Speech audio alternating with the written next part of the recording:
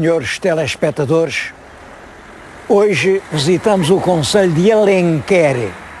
Aliás, estão a ver por trás de nós uma colina, aquela colina com o arvoredo, era o antigo castelo de Alenquer, a zona castreja, a zona mais antiga.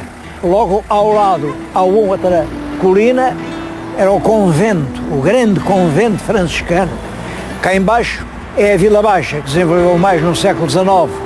Já havia fábrica, havia muito progresso. Quer dizer que Alenquer é a cabeça de um concelho importante, com cerca de 300 km², também uma população grande, e é, sobretudo, uma região carregada de história.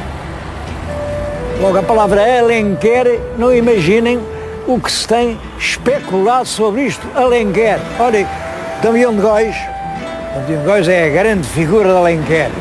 Eu hei de voltar a falar de Damião de Góis. Mas Damião de Góis julgava que Alenquer vinha de Alano. Os alanos eram bárbaros.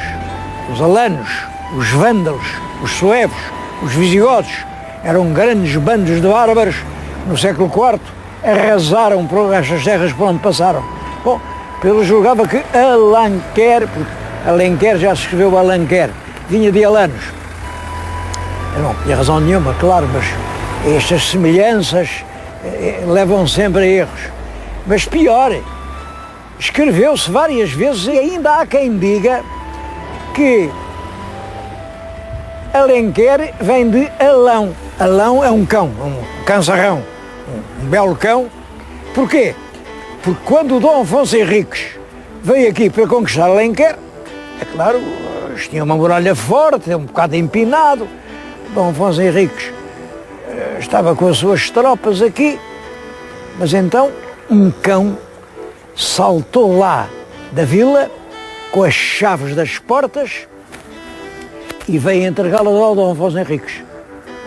Segundo uma outra versão desta mesma lenda, estes mouros de Alenquer eram mouros que iam todas as manhãs tomar banho aqui ao rio, o rio muito bonito, passa aqui embaixo, o rio de Alenquer, e os mouros tinham todos vindo tomar banho. Só deixaram lá o cão, o Alão. E então o Alão viu que não havia lá ninguém, foi chamar o Dom Afonso Henriques, e o Dom Afonso Henriques, com os seus homens, entrou calmamente na vila de Alenquer. Lá, tudo isto são invenções populares, mas fazem parte do folclore popular. Não sabemos ao certo, os filólogos mais sérios, por exemplo, Dom Silveira, pensa que a palavra é latina. A palavra vem do latim. O al é que é árabe. Al, o artigo. Al. Porque isto teria sido uma palavra latina que talvez significasse juncal. Haveria aqui muitos juncos, muitos juncais. Isso em latim daria uma palavra juncarium, depois no árabe, durante o moçárabe, está, muda para um junquerium, e ao junquerium poderia facilmente dar Alenquer. São tudo hipóteses, e nisto de toponímia é preciso ser muito prudente. Agora, o que é certo é que Alenquer foi, quase desde os primeiros reis, a Vila das Rainhas. Eu não sei se entre o facto da terra ser tão bonita e os reis a darem em dote às rainhas há alguma relação. É possível que sim. Desde o Dom Sancho I, que já deu isto à rainha. Depois é o Dom Sancho que deixa este castelo a uma das infantas, à Dona Sancha, e isso origina até uma guerra, a famosa Guerra das Infantas, porque elas consideravam-se aqui verdadeiras rainhas. Houve uma guerra que abrasou o país, foi Vila das Rainhas até ao século XIX, até 1834. Depois, quando veio a legislação liberal, é claro, acabou com tudo isso, as casas das rainhas, e então deixou de ser a Vila das Rainhas.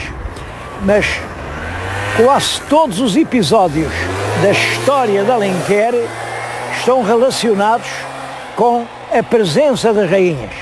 Olhem, na grande crise de 1383 a 85, É aqui que se refugia a rainha Leonor Teles, aqui com os seus homens, com as suas tropas, e o futuro Dom João I, mestre Davi, vem aqui, cerca o castelo, mas é repelido, tem que se ir embora, porque esta gente fiel à sua rainha, a rainha Leonor Teles, não abriu as portas ao rei de Portugal. Há aqui muita coisa que ver. Eu acho que dos monumentos mais interessantes da região é realmente o convento franciscano, e é lá que vamos agora.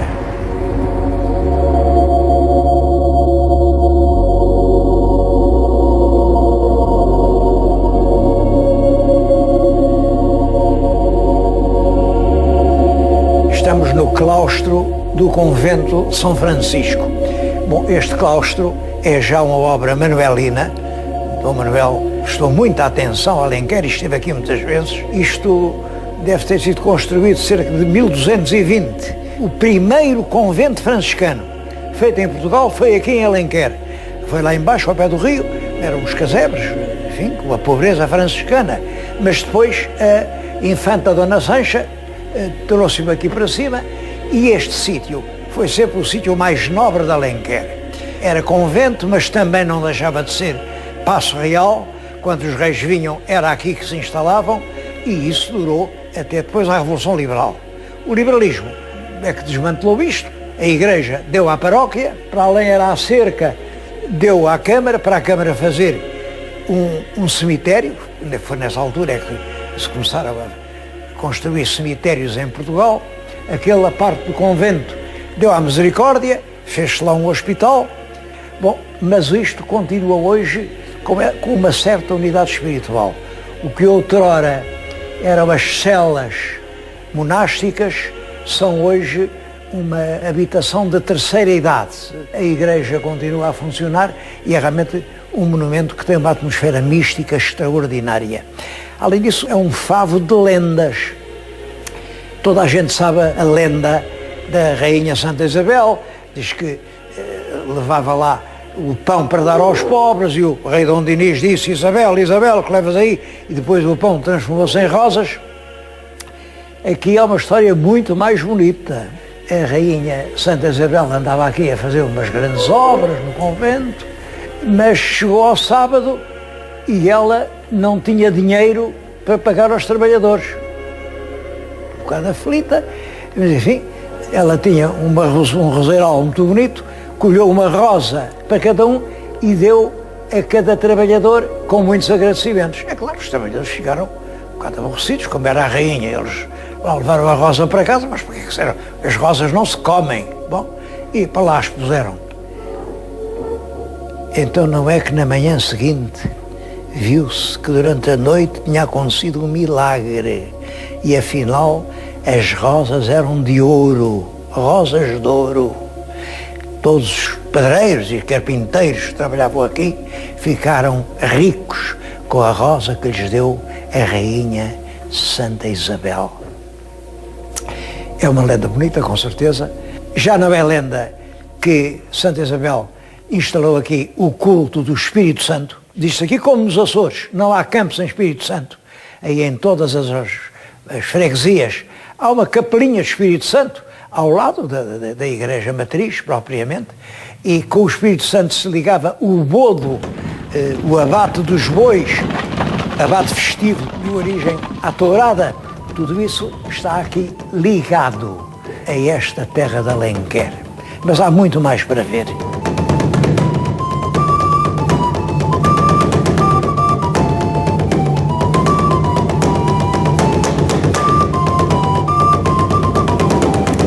A parte baixa da vila fica ao longo do rio Alenquer. Bom, as margens têm sido ultimamente carinhosamente tratadas pela Câmara. Eu estou aqui, junto do rio, vem aqui um presépio. Isto tem a ver com a ideia de que Alenquer sempre se chamou a Vila Presépio. Isso resulta da sua própria inclinação. Mas pode ter outra explicação. É que o presépio nasce na Itália. É o São Francisco de Assis, um franciscano, quem faz o primeiro presépio. E a partir daí os conventos franciscanos foram centros de irradiação dos presépios. Penso que o facto de aqui haver um grande convento franciscano tem a ver com o culto do presépio em toda esta região. Por isso, está muito bem aqui, à beira do rio, um presépio. Bom, mas há outras coisas que eu acho que estão menos bem. Vamos vê-las.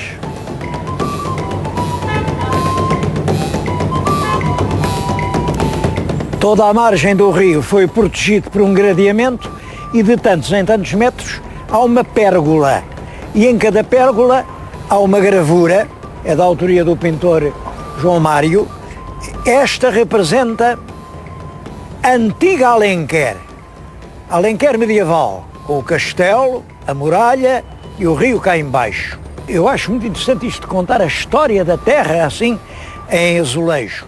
Agora sobre a seguinte é que eu tenho qualquer coisa mais a dizer.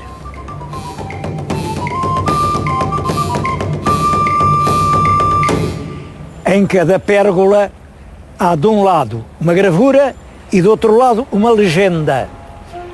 Esta legenda diz: criou-me Portugal, na verde e cara pátria minha, Alenquer, Luís de Camões, 1572.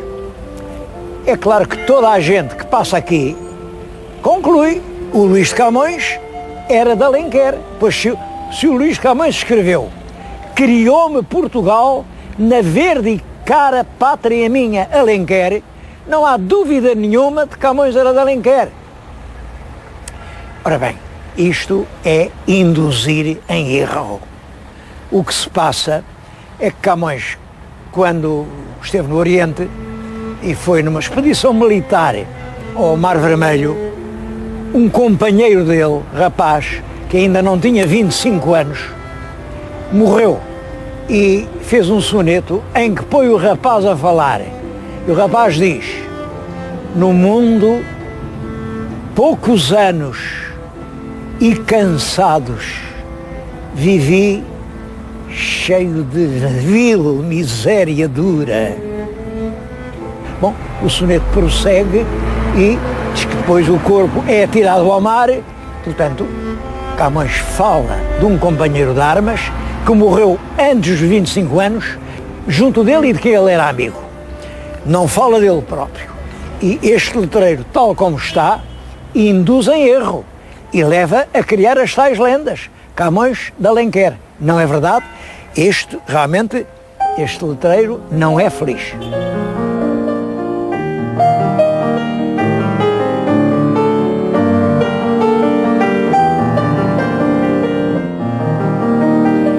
Também junto do rio fica o museu do pintor João Mário. João Mário é a abreviatura do nome, ele chama-se João Mário Aires de Oliveira, mas achou o nome comprido, assina João Mário. Está aqui um retrato dele e está muito parecido, ele é assim. E este museu tem uma particularidade: pode-se entrar, ninguém paga bilhete. Isto é só para mostrar a quem vem a pintura. Reúnem-se aqui 600 quadros de cerca de 400 pintores. Alguns são muito bons, a marcação faz-se no turismo, mas aberto ao público, de par em par, está no primeiro domingo de cada vez, e serve só para mostrar ao público o pintura. Eu acho este exemplo notável.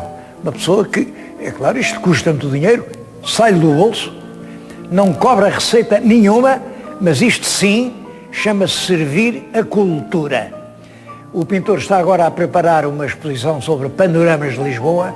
Ele aqui mesmo, no museu, tem algumas telas sobre Lisboa que são do melhor que eu tenho visto sobre a nossa cidade.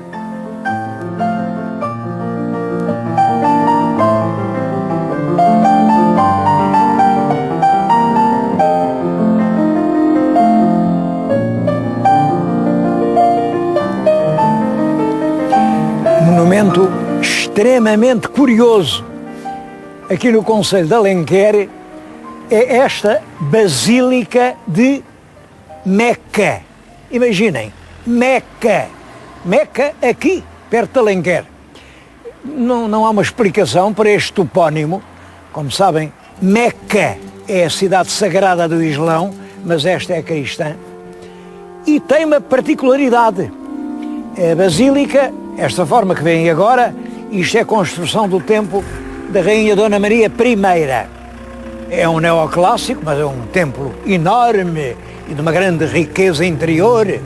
Mas antes desta versão, já existia um outro templo, muito antigo, e aqui neste largo faz-se a bênção do gado. O gado dá 3 voltas e o sacerdote abençoa. Porquê? Porque a basílica é de Santa Quitéria. E a Santa Quitéria é padroeira contra a raiva. Portanto, o gado vem aqui para ser benzido, para não contrair a raiva. É uma tradição que tem muitos séculos, não se sabe bem quantos, mas que provavelmente pode ser até anterior ao cristianismo.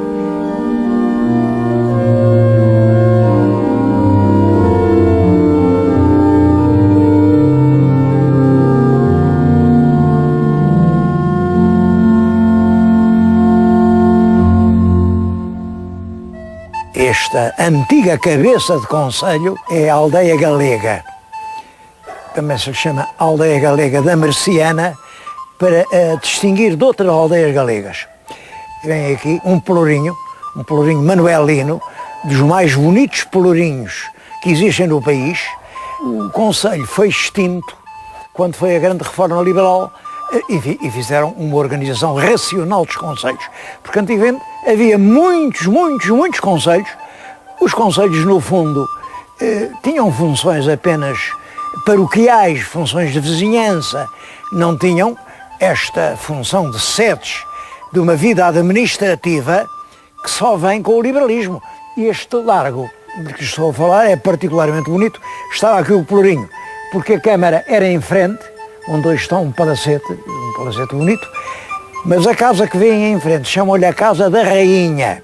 Era realmente aqui que pousava a Rainha Dona Leonor, viúva do rei Dom João II, quando ia a caminho das Caldas.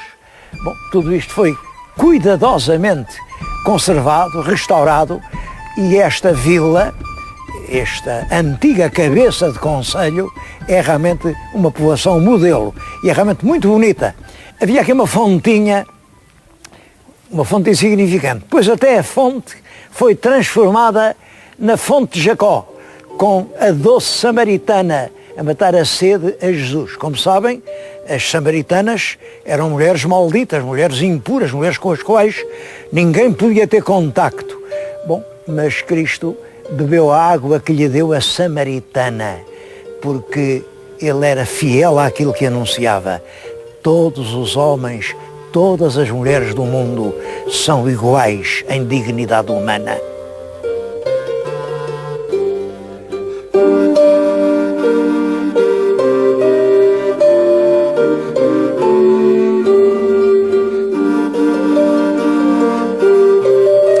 Esta igreja da aldeia galega é um pequeno tesouro do final do barroco. Os azulejos são magníficos. Bom, mas há aqui uma coisa que impressiona. Esta igreja está perto de 300 anos e a gente olha para os tetos, olha para tudo, parece recente, parece feito agora. A explicação, isso é que é importante. A explicação é que as forças locais, uma associação do desenvolvimento local, empenhou-se a fundo e conseguiu que os monumentos nacionais procedessem a um criterioso restauro da igreja. Tudo isto estava realmente enegrecido de fumo, estava feio e conseguiu-se dar-lhe a beleza original. Só para ver isto, acho que vale a pena vir aqui até este concelho.